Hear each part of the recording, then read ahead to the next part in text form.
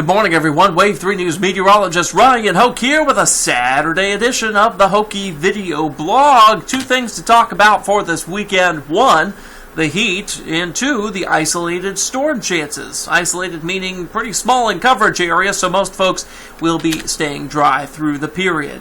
How about today's Hokey weather fact? We are talking about El Nino. You probably heard yesterday or the day before about this Godzilla El Nino that the National Oceanic and Atmospheric Administration is forecasting for the upcoming fall and winter season. This could be more powerful than the 97-98 El Nino that a lot of us do remember. While this could bring some changeable weather to portions of the southwest U.S., what it could bring us is, well, just a whole lot of not too much, because it doesn't quite affect us like it does down there. But certainly we could see what looks to be a quieter hurricane season. Yeah, we've already seen the effects of that, and I think we'll continue to see that through the next couple months of hurricane season here. It increases the amount of wind shear that we see over the Atlantic Ocean. So as it does that, it shears apart any tropical storms, any hurricanes that may try to form, hence the quiet hurricane season. That's a different story for the Pacific, those warm ocean waters out there,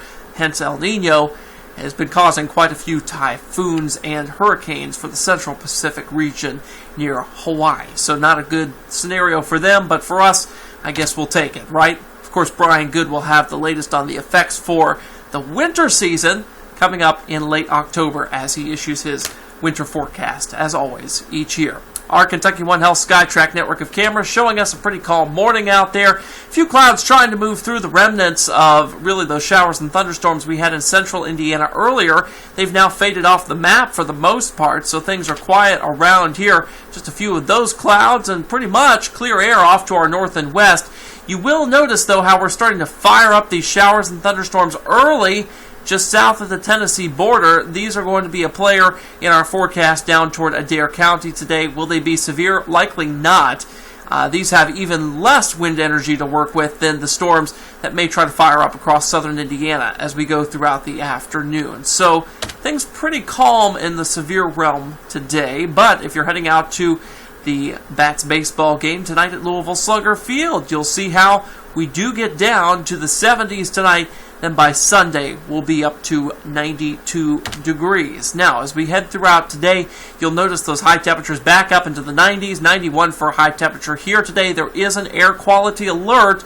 It's going to be unhealthy for sensitive groups, so be advised that that is going to be an issue for today if you do have asthma, COPD, or other lung ailments. Here's how it works out on Futurecast, though. We're at 89 by 4 o'clock, possibly up to 90 or better.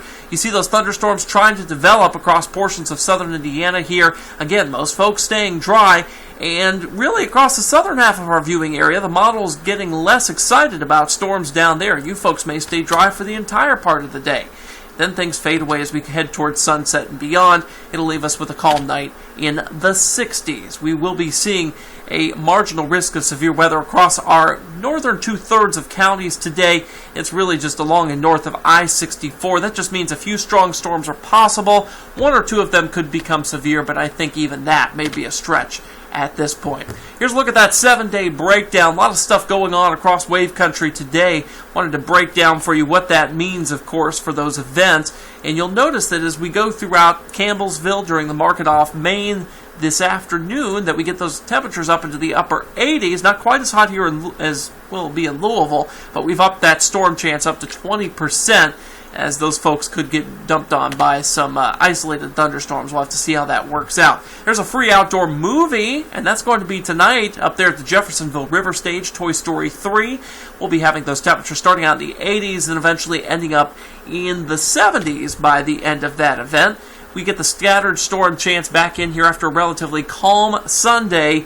And the heat takes a little bit of a breather, too, especially as we get a front through here Wednesday into Thursday. Thursday, of course, is the start of the Kentucky State Fair, so hopefully we can get the rain out of here in the morning hours. Stay tuned to more forecasts, of course, for an update on that potential. The earliest alert outlook does carry us through into the 90s, especially during the Wave 3 News Day at the Kentucky State Fair. You'll see that high of 92 there. got just a very small chance of a shower, but I think most of us will be staying clear through that time.